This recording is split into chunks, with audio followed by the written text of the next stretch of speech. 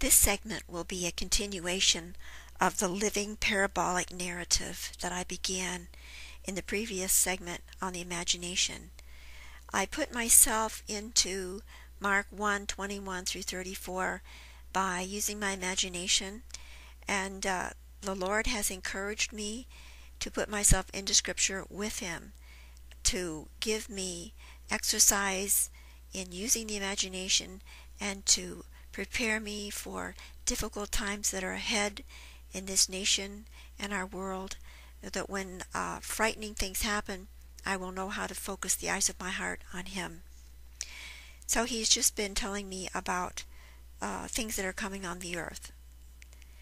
It will be far worse for the people of your nation because of their great prosperity, Jesus said.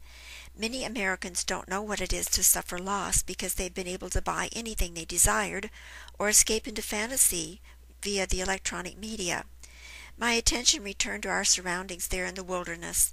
The barrenness was a stark contrast to the lush greenness and vegetation of my home in the Finger Lakes of western New York. This dry land was very rocky and brown, although there were some dark green bushes or an occasional cactus. As we continued walking, I noticed a change in the landscape. Green fields began to appear, along with some orchards and vineyards. In the distance were some buildings. It looked as though we might be approaching a town. I could hear the disciples speaking about Capernaum, so I figured that might be what lay ahead. I started to ask one of them, but before I could get the words out of my mouth, Jesus said, "They won't hear you. I'm the only one who sees and hears you. They are with us because they are part of the Scripture on which you've been meditating, but your relationship is with me at this time and not with them."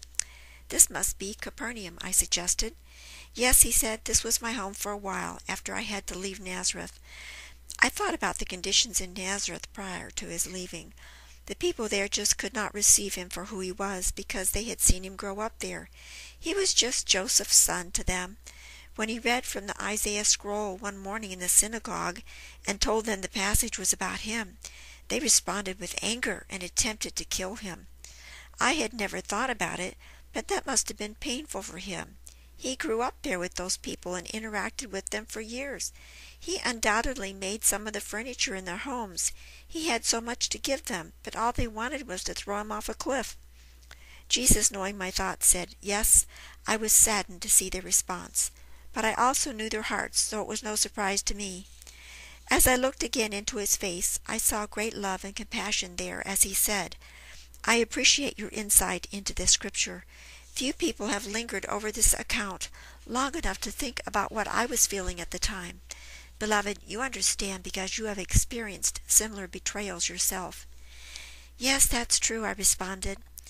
As I thought back over our many years in ministry, in every church we served, there had been faithful people whose lives changed as they matured in Christ. But there had also been people whom we had thought were loyal, true Christians who turned out to be wolves in sheep's clothing. These evil people would try to drive us out of ministry by telling lies and inciting church people against us. In each case, we stood to lose our home and our income. However, as much as these insurrections disrupted our lives, God was always faithful to provide for our needs. As we searched the Scriptures, we could see ourselves walking in the footsteps of some of those who had gone before us. For example, Paul and Barnabas were expelled from Antioch because the Jews stirred up influential people against them. From there they went to Iconium, where a similar thing happened to them, and they had to flee to other cities in the region. In our situation, those who came against us had been our friends. We had worshipped together and shared meals in each other's homes. That really hurt. "You were experiencing the fellowship of my sufferings," Jesus said. I knew I felt much closer to him now than would have been possible had I not suffered betrayal and rejection. It had all been worth it to know him in this way. By now we were walking past some of the houses and shops of Capernaum. On our right I noticed a large building that many people were entering. It looked to me like it might be a synagogue. Jesus slowed his pace, placed his hand on my arm, and said, "Come, beloved, it is the Sabbath day. I will be teaching this morning." I had never been in a synagogue, and certainly not one built 2,000 years ago. It was important to me to be able to remember what I saw, so I could come back here in my mind any time I wanted. The building was made of stone. Inside, at the front, there was a slightly raised platform with a chest at the back of the platform that I instinctively knew must have contained the scrolls that were read at their Sabbath services. In front of the chest there was a reading desk from which I assumed the scrolls were read. Lamps were on the walls at the sides of the building, and some were suspended from the ceiling. The women sat on one side of the room, and the men on the other. Jesus indicated I was to stay by his side, since no one could see me, and he knew I wanted to be close to him. We sat down together just as the leader of the synagogue went up in front to lead the people in saying the Shema. I could hear their voices in unison saying, "Hear, O Israel, the Lord our God is one Lord, and thou shalt love the Lord thy God with all thine heart, and with all thy soul, and with all thy might." Some of the men spoke forth individual praises to God, while the women, of course, remained silent. It was not long before it was time for the teaching of the Scriptures from the scrolls. The synagogue leader looked at Jesus, who was rising to his feet to go to the front. Jesus sat at the chair by the desk and began to teach. As one who has read his words countless times in the Scriptures, his teaching were familiar to me, but I could sense the authority and clarity with which he spoke. Suddenly, there was a noise so unexpected and loud that I jumped in my seat where I had chosen to remain when Jesus ascended the platform. Someone near the back of the room was making strange guttural noises. Then in a loud, gravelly voice I heard the words, "Leave us alone. Why are you bothering us, Jesus of Nazareth?" Then, after uttering a loud moan, he continued, "I know who you are, the Holy One sent from God." Jesus, not wanting this display of demonic activity to continue, quickly responded by commanding, "Be silent, come out of this man." Immediately, a loud shriek came forth from the man as the evil spirit threw his body into a convulsion and then left him. All the people were absolutely astounded. They had never seen anything like this.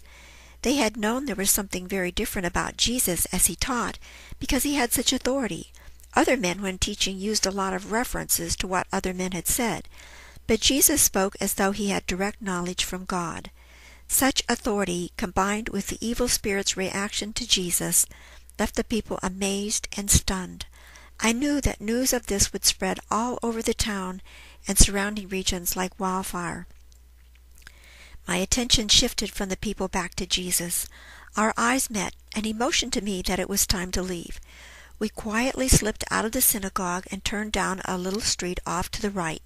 We were soon joined by the disciples. Jesus turned to me and asked, "What do you think I wanted you to learn from seeing this today?" I thought about it a minute and then replied, "I have seen demons act in this same way when I was ministering. Demons have cried out for me to shut up and stop teaching. They have even said, 'I know who you are. You belong to him.' Seeing this today in my meditation reinforces for me that although things in our natural life have changed greatly, things in the spiritual realm have remained exactly the same as they were 2,000 years ago. All the accounts we read about your life and ministry are examples for us of what you will still do today if we will believe and yield ourselves to you. You will teach through us, cast out demons through us, and even heal the sick through us. I know this in my intellect, but there's still a part of me that doubts that you can do all this through me. Somehow, seeing this today builds my faith."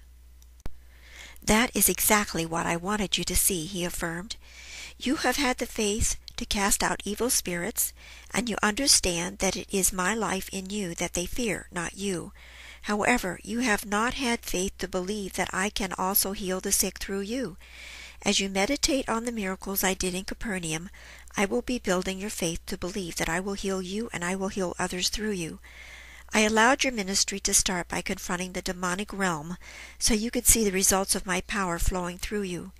Now, as you enter into the Scriptures with me and see me heal the sick, your faith will be increasing to believe I will now heal you and heal others through you."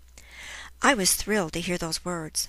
I felt deep in my heart a resolve to spend as much time as possible meditating on Jesus' ministry and seeing myself there with him. I had spent years digging through the Bible, writing out healing scriptures and memorizing them, but I always wanted a way to more fully enter into them. Jesus was showing me now how to do this. Soon we stopped in front of a small house. One of the disciples, I knew it must be Peter, led the way up to the door, and we all entered. It was a modest home made of stone and clay. Peter led us to a room just off the main room where his mother-in-law lay on a bed in one corner. Her face looked flushed, as though she were burning up with fever. Peter was talking with Jesus about how ill she had been and how long the fever had been with her. At this time Peter had not known Jesus for long, but I could see by the look on his face he believed that Jesus could heal her. The Lord didn't hesitate. He walked over to her, and while rebuking the fever, he reached down, took her by the hand, and raised her up. Everyone was astounded and overwhelmed with joy. In an instant, this woman, who was obviously burning up with fever, lying weak and listless on her bed, had been transformed into a robust, energetic woman who wanted to fix us all a meal. Her servant heart and gratitude were obvious to all. Jesus turned to me and said, "Beloved, I want you to picture this healing in your mind over and over again. Use the eyes of your heart to put in as many details as you possibly can until the scene becomes vivid in your mind. I want you to begin experiencing my word on a whole new level. When you first began seeking me, all you knew to do was to read my word. Then you learned to study and look up word meanings in the original languages. Much later, you learned to interpret some passages using allegory. Now I want you to see my word. Let it come to life in your mind by using the eyes of your heart to see it come to life within you." Jesus gently took my face in his hands and looked me in the eyes as he said, "This is very important. I want you to do this and teach others to do it." I was not sure I understood the urgency of his directive. "Why is this so important?" I asked. "For several reasons," he answered. "First, because of the great shaking that is beginning now all over the earth. Everywhere people have trusted in things that are going to be crumbling. There will be cataclysmic changes in nations, governments, religious systems, and weather. There will come a day soon when in America having a Bible will be against the law and punishable by death.